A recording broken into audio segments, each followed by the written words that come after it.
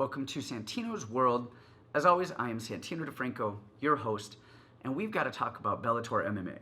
You know, Bellator doesn't get as much press. I think it's just because they're on DAZN. They used to have a network deal. I don't know. I just feel like they're not as around. They're not as available. They don't have the buzz as like a UFC.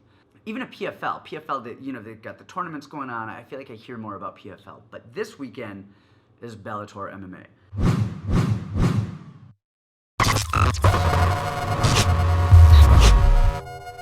On Saturday, first of all, I've got two fighters fighting this weekend in Bellator.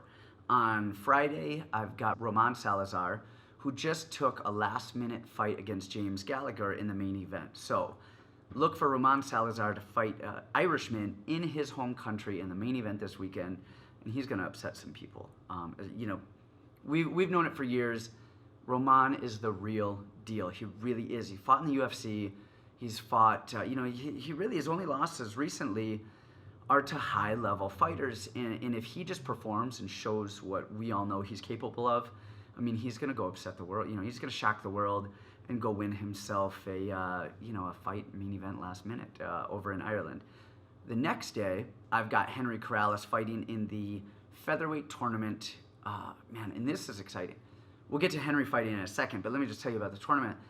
16 fighters, 145-pound division, and each person that fights, at least right now against the belt holder, Patricio Pitbull, it's all a 5-round title fight for the belt. So you've got 4 fights this weekend, 8 fighters on Saturday, competing for their spot in the tournament. But Patricio's fight is 5 rounds. It's a main event. It's 5 rounds. So anybody that fights Patricio during this tournament is going to be fighting 5 rounds for the belt, and that belt could switch 3 to 4 times in the tournament, depending on who wins it or not. So that's very exciting. So let's get going. Let's break down this weekend, and let's look at all the fights coming up. So first, let's go through the fighters who are left in the tournament, who are fighting this weekend, okay? We've got Juan Archuleta fighting Patricio Pitbull. We've got Henry Corrales fighting Darrion Caldwell.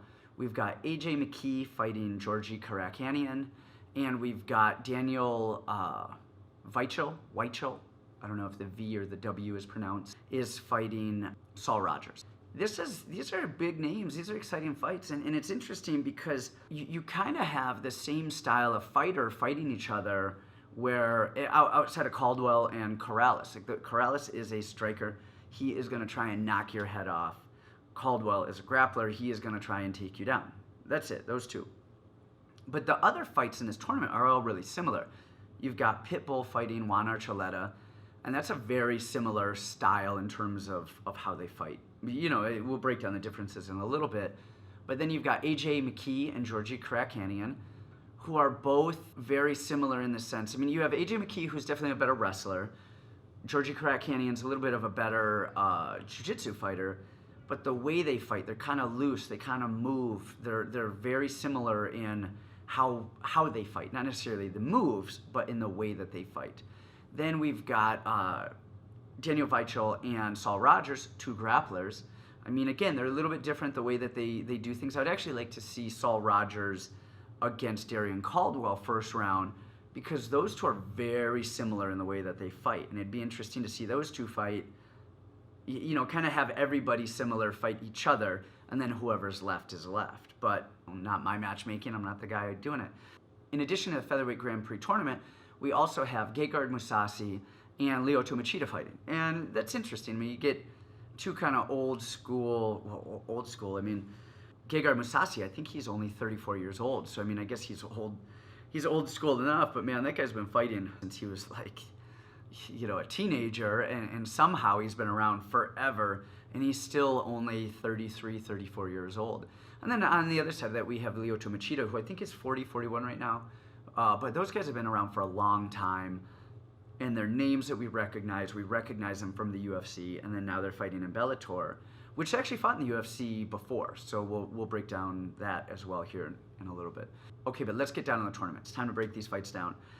Now, I'm going to try to not give predictions. You know, not for anything other than I'll give a little bit of predictions. Nothing too crazy though. But really, I want to focus on the breakdown of the fight and how each fighter has to fight in order to win their respective matchups. So first fight we have is AJ Mckee and Georgi Karakanian. AJ Mckee, first and foremost, is he knows how to win. He's 14-0. He doesn't know how to lose yet, and that is huge. AJ Mckee is definitely a wrestler, okay? He's gonna go in there, he's dynamic, he's athletic, he's fast, he scrambles well, and he's gonna try and put the pressure on Georgi Karakanian, get the fight to the ground, and really just out-athlete, but really out-youth. He's young, he's dynamic, he's ready to fight, and Georgi Karakanian's a little bit older, and he's got some losses on his record. So what AJ Mckee wants to do is he wants to use his range, make sure that he doesn't get hit with any crazy wild spinning stuff that Karakanian will throw at him, get the fight to the ground and pound. If something shows up where he can get a submission or get some good punches in, he's going to look to do that, or and either try and I would say find a finish toward the end of the second, third round, or try and win a decision. Karakanian, he's wild. He doesn't have bad fundamental striking, but he doesn't have phenomenal fundamental striking.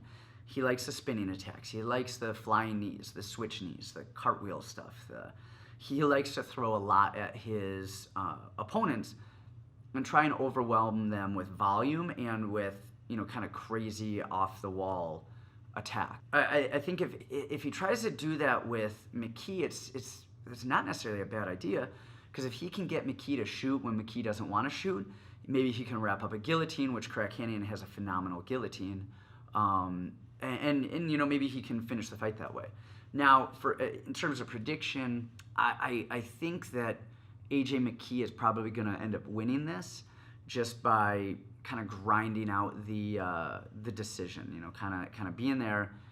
He won't go away. He won't die. He's going to be in Karakanian's face nonstop. And the key for him is he's going to be able to get the takedown, which Karakanian has never really shown great takedown defense, which is surprising. He's been in this game for a long time. Now, if Karakanian does win, look for it to be some sort of a dynamic, spinning, flying, kick, knee, punch, that catches AJ Mckee, but more likely than not, a guillotine. If AJ shoots, Karakanian's got that good guillotine. He's got a lot of wins by guillotine. Otherwise, if he can't get that guillotine, I think Mckee pulls out probably the decision win. Now, moving on. We've got Daniel Weichel, Saul Rogers in a grappler fest. Weichel is the more technical grappler. He's a Brazilian Jiu-Jitsu black belt. His striking's not bad either. Striking's clean. He dropped Pitbull in their first fight, and he's got some good clean striking. He's wrestling. I wouldn't say it's great, but he times it well in MMA. He goes under punches well, and he can wrestle a little bit, But he's got good jiu-jitsu, and that's really where he stands out.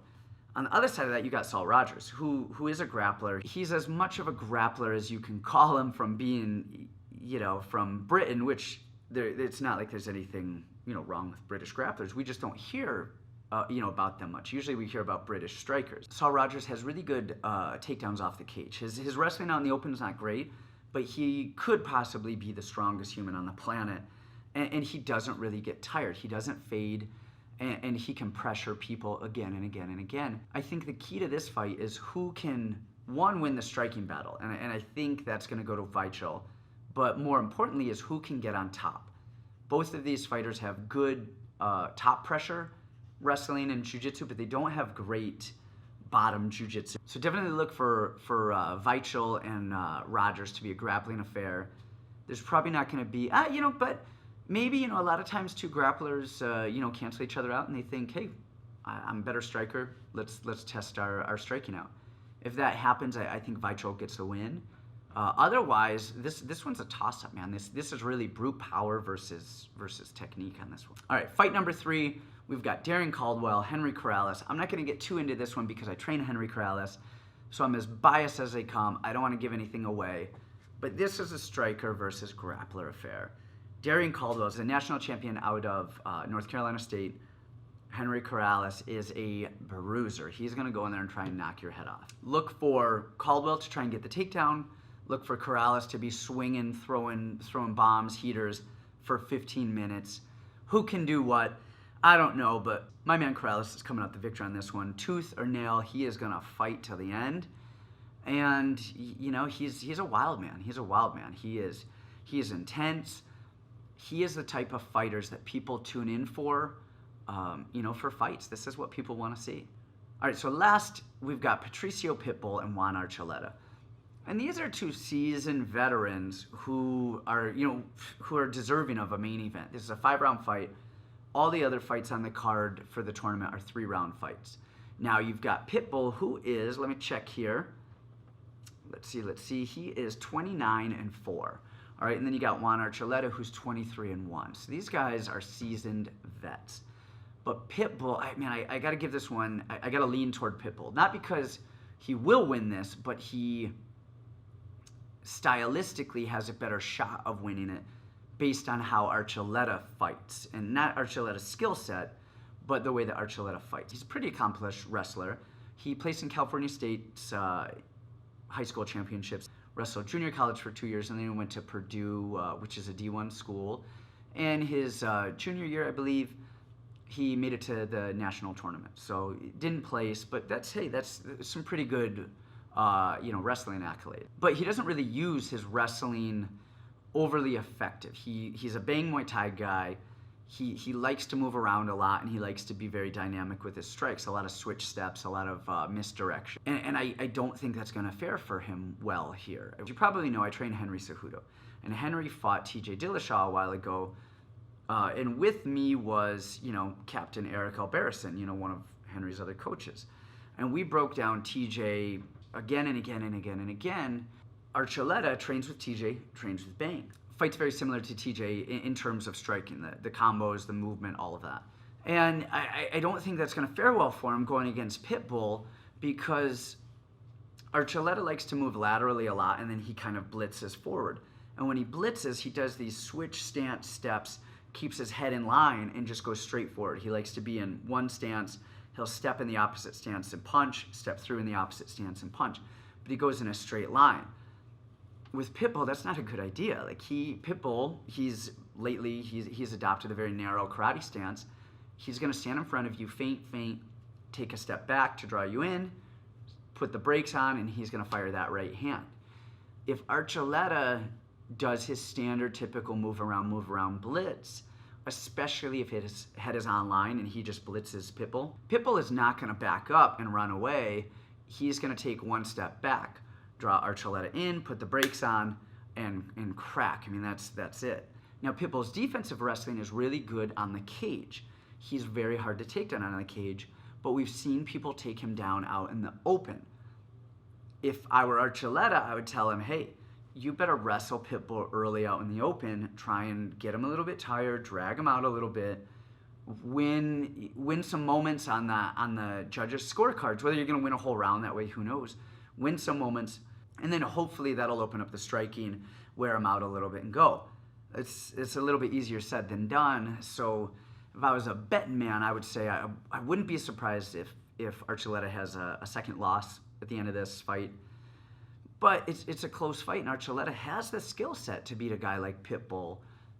But does he have the game plan? Does he have the dedication to not blitz him right down the middle and be able to use lateral movement more effectively?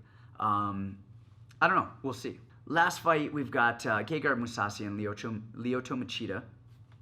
That is going to be a good fight. I think Mousasi is going to win it, because I think Machida's a little bit older, and style-wise, again, Lyoto beat Mousasi years ago.